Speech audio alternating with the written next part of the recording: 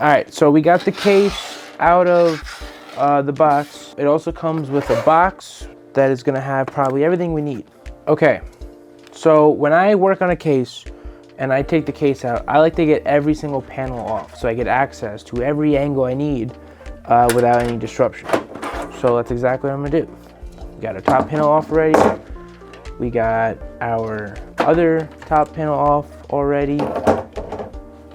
Now, in order to take off your top panels, like your glass and your front glass, there's one screw here that you have to take off near the top. Just like that. Just like that, and we're good.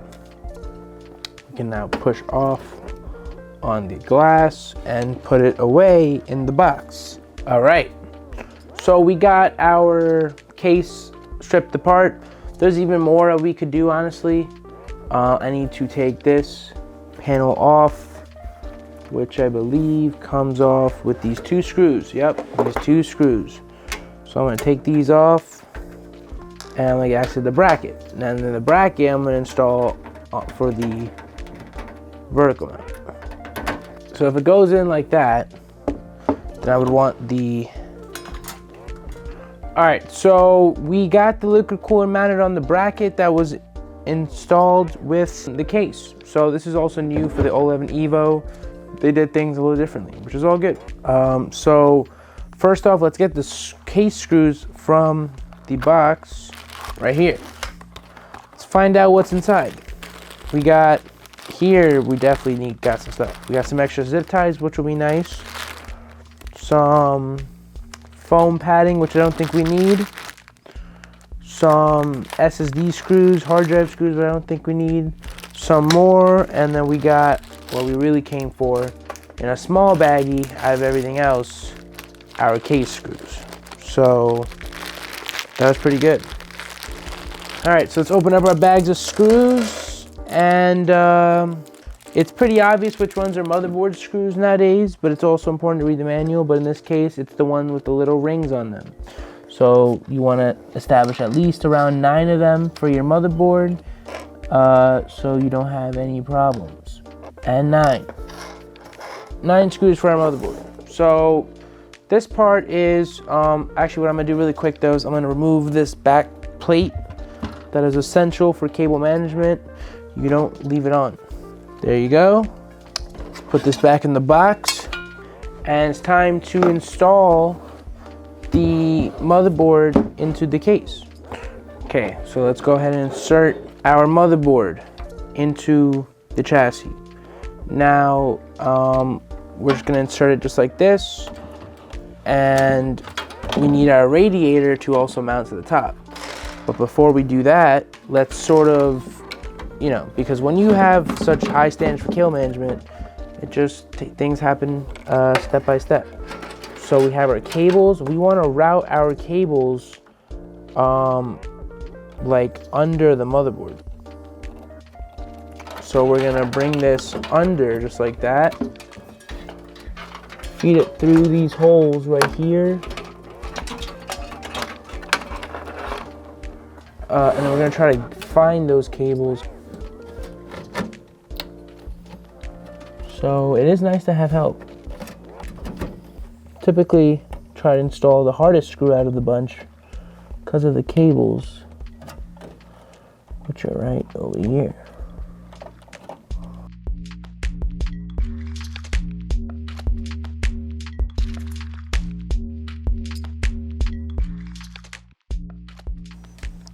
All right, so we got the motherboard screwed in using all 9 screws. Now it's time to install this piece. So I'm gonna stand this up. I'm gonna tilt this towards you guys, just like that. So now how I need to do this is I need this to sort of hook in, just like that. And then it's gotta also clip in though, just like that. Very nice. I got my 2 screws right here, and I'm screwing in those 2 screws that I removed for the bracket. So there you go. that was a great step in finishing the build. Put away my motherboard box and get access to a ton of more space, which is always nice. So this is the back of the build. Now you have your cables from the case that include like your ports, USB ports, power button, SATA, RGB strip, and these are the cables from the Kraken. And we have a power supply that's gonna be going right here, a 50-watt gold that's gonna have even more cables. And we got the Lee strips, we got the Unifans. This build is going to have 1,000,000 cables. So I'm just gonna speed up the cable management process in terms of teaching because it is a lot. But you know, everything plugs in the Unifans, connect via USB 2.0, so does the Kraken. All these connectors need SATA power. Make sure RGB is being plugged into the ARGB header as well. And yeah, just going from there. So let's get to it. All right, so I brought some help. My employee Vinny, thank you for helping. Of course. You know, these kind of builds, the one that we chose just have a lot of tedious work, but it never hurts to have help building a PC in any build. So just judging from the rest, from what we have so far, like what do we have left, if you had to say, just like in a general manner? So pretty much we're missing the fans. The bottom here on the spine. Are we putting one back here as well? Yes, we are. Yeah. So one back here, and then power supply. Awesome, yeah. And so let's get right to it. All right, let's do it. So let's cable manage the sort of Kraken and the front panel first. And then we can bring in more fans or the power supply. Of course. So yeah, in the 011, and I'm actually surprised what other PC companies do in this situation. I never really asked. But a lot of these USB 3.0 cables, so this is doing the two USB ports in the front of your case, they don't fit into the motherboard for how we intend, because like since they put the USB 3.0 header this close to the bottom of the motherboard, like you're not able to like correctly bend the cable in without interfering with your bottom fans. So we just need a USB low profile extension cable that makes this plug into another one that's extremely bendy and flexible. So we just gotta get that really quick. So we're back. Plugging this in at the bottom. Now we need a USB hub because most motherboards, like 99% of them, only have two USB 2.0 headers. Now, things that require USB 2.0 headers are accessories that need to communicate with the PC. So, for example, that includes the NZXT Kraken, that includes the Lee Unifans, because they're such complex fans that just the ARGB port is not sufficient.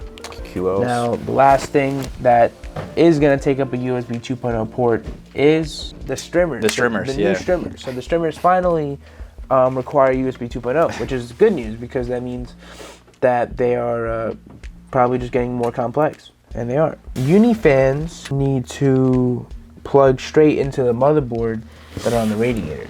So I'm just going to tie up some things here. So we're still cable managing like the Kraken and the case. This cable right here that we plugged in is the front panel for the power button, the reset button, and like the hard drive button, and also the power LED. This one was for the Kraken. That's the USB 2.0, and the other two are going to be used by a hub. So let's just keep on cable managing. So we have this USB 3.0 cable that we're talking about. We need a low profile for. So we're gonna plug this in. It plugs in just like this. Wham. And then it's just gonna bend in and you're all good. So we'll get to that right away. I'm gonna feed that through. Gives it a nice little stealth look. Of course. You can feed it through and I'll plug it in. Right here. Yeah, sorry. There you go.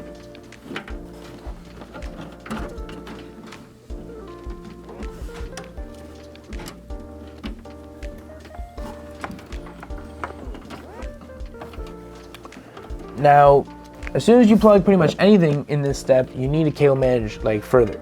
So as you guys can see in the back, I just plugged it in. Now I'm gonna sort of like crunch it up and sort of maybe even hang it over here for now, just to get out of the way and plan for the eventual tying of these cable ties.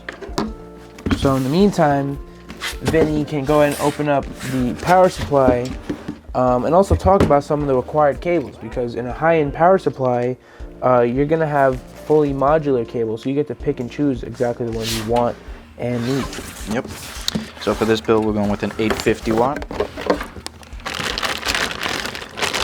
All right, so first cable I like to plug in is the power for the 24 pin.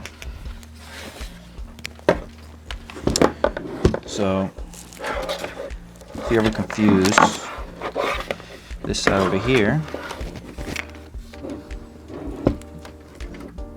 right there, plug this first cable in here, power, and this extender goes right where it says 24 pin.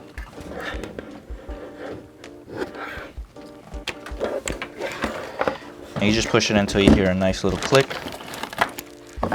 Next, we'll do the CPU power. And CPU. Alright. So for this motherboard, it's getting 2 CPU power cables. Alright, and we'll just plug it in right where it says CPU PCI. Nice little click. Next, the SATA cables. How many SATA cables do you typically use? So for an 011 Evo, I would usually use like 2. Got it. Yeah, it's always nice to have 2 in almost any build. Just to play it safe. Yeah, and some things can't reach to the other ones. Yeah, so we're using the AMD RX 6750 XT. Right. You only need, I believe, 2 8-pins. Yep. And that's where we're using the Strimmer double 8-pin. All right, so it's 2 of these PCI cables. But I would say you should include 3 cables and then just zip tie the other one away in case they do upgrade to something like a 6900 XT. True. All the cables you need for an 850 watt here in this 011 Evo. Very nice. Indeed.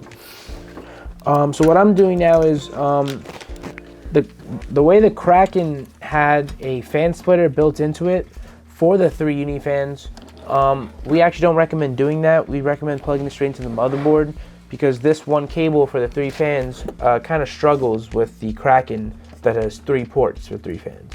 So I'm just gonna feed this through the motherboard right here, and we're gonna basically plug it in straight to the motherboard.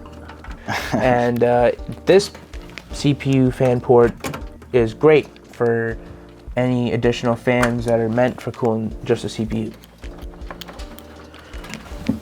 We have these SATA cords that are coming out like the Kraken and the case that do need to be plugged into the power supply. And you also need to recognize your other SATA ports that are coming from the uni fans, which the hub is not here yet, so there's no SATA, as well as the Strimmers, which has a hub, and that should be it. So this also goes into the Unifan hub, and this goes into the motherboard's ARGB connector for controlling the RGB strip on the case. So everything is pretty organized and on pace. Alright, so we're gonna put the power supply in. They only go in one way, so it is, it can go in this way, it can go that way. It's supposed to go in this way so that, because since the panel that goes on this is a mesh panel, you always want the fan touching the side where it's breathing, whether there's a filter or like a panel or mesh. You wouldn't want it facing this, just gonna cause it to overheat. Yeah. So let's go ahead and insert it. Avoid any cables getting in contact with the power supply. Now, one thing we do need to do is maneuver these cables. So Vinny, if you don't mind just pushing these cables away from the entrance, just like that. You want to kind of bend it in and There you go. So now let's show how it looks from the back.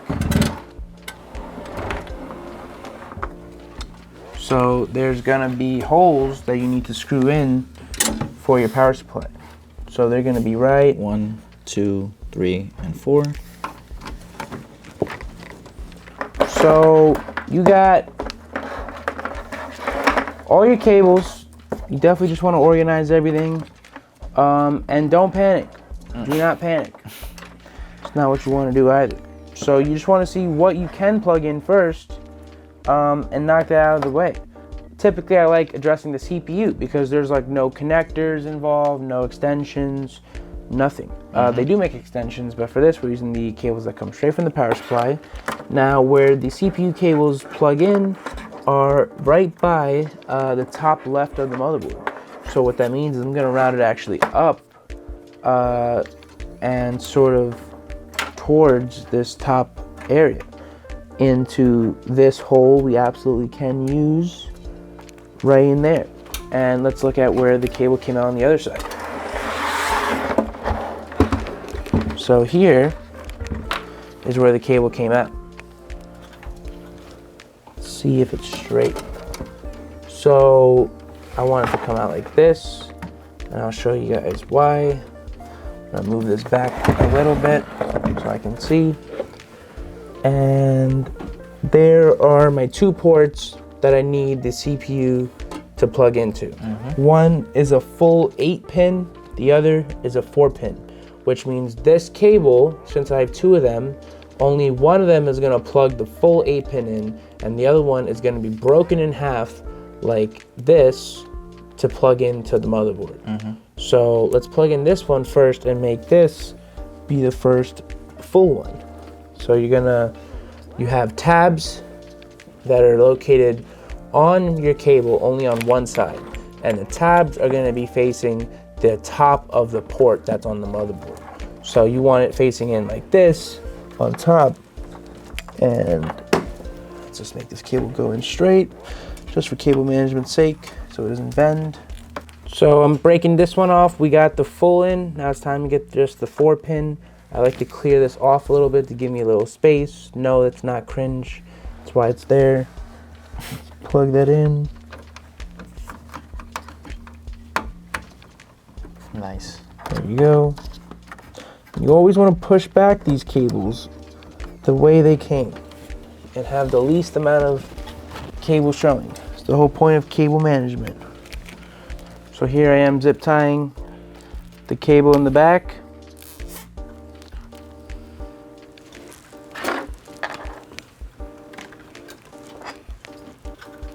Crunch it a little bit so it doesn't resist too much, and then cut it with your handy dandy wire cutter. So there you go. Now it's time to hide this cable for good. So as y'all can see, I'm still cable managing. This was the cable I just cable managed really quickly, and I'll show y'all which one it was. It was the case RGB strip. So the case RGB strip, I mentioned how it needs SATA power from the power supply, but it also needs to connect to the motherboard to be able to adjust via the software. So that cable plugs in, that cable is this cable right here, and it plugs in right at the bottom of your motherboard into a 3-pin ARGB port. So it looks just like that. I'll take it out really quick, and you have like 2 pins and you have 1 pin, and just like on there, you line it up, you plug it in just like that. So we've pretty much accomplished every motherboard cable now, and we truly are making a lot of progress, even though physically we still have to put the fans, we still got to put the streamers, the graphics card, so we're trying. All right, so what's left is we got GPU cables, we got SATA cables, and we got the motherboard cable. The GPU cables can't go in yet because we got streamers that need to attach them, which is also waiting on the Unifans. And then we got the 24-pin for the motherboard power, also waiting on the streamers. And we have 2 other SATA cables hanging out, ready to plug in. All right, so we did a ton of cable management, especially with the power supply. Now it's time to install some more fans. So this bracket should be able to come out. Vinny's gonna install the 3 fans to this. Now, where did you get the fan screws for these? Where did they come from? They come with the Unifan box. Perfect. So they help you out there. Look, we got some right here. All right, so you use this, connect it right over the top here. You just snap it on. Here they click. So I'm gonna put it down like that. And while he's doing that, I'm gonna work on these 3 for the side. So I'm gonna use the same one that he did and install it. Fan screws are in here. So which way are you orientating the fans here? So we're gonna have them like this. This is how it's gonna look when it's in the case. Perfect. Like that. And so this screw is gonna plug in like right here, right? We want it intaking because we want to draw cold air from the bottom. Here I'm installing the side fans, which are gonna be exhaust. Now these are the only fans in the build. I think they're back. These are the only fans in the build that are exhaust, except for the one in the rear. But these are the main exhaust fans that will probably be faced with the most heat. All right, so we're just gonna set these fans in here. Slide them into these slots right there. Feed the cables, the bottom left here. That way we lock it in here, and it gets screwed in right over here.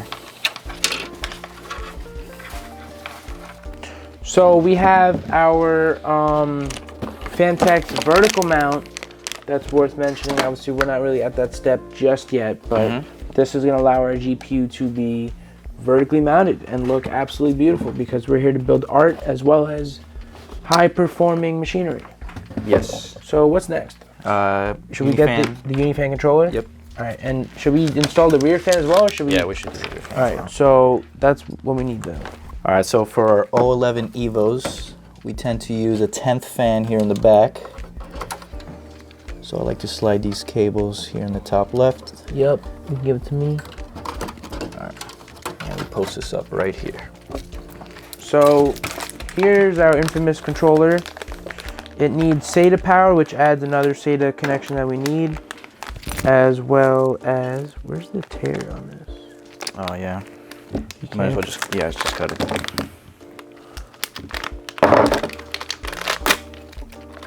So you have a USB 2.0, which is gonna have to go in the hub, and we have the SATA that's right gonna here. have to go in the power supply. So you have a connector right here. This one's already pre-plugged in, and then you're gonna plug this one into the hub, just like that. So, and then the rest of the fans for the power and the RGB are gonna plug into here. There you go. So we got this plugged in.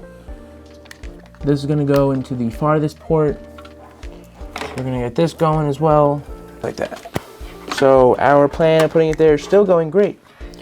Now let's find maybe our toughest challenge though. Looks like our fate is right over here. And it looks like it worked out quite favorably. W. All right, we're back and it's just me. It's time to finish off the PC. So we did all of our cables.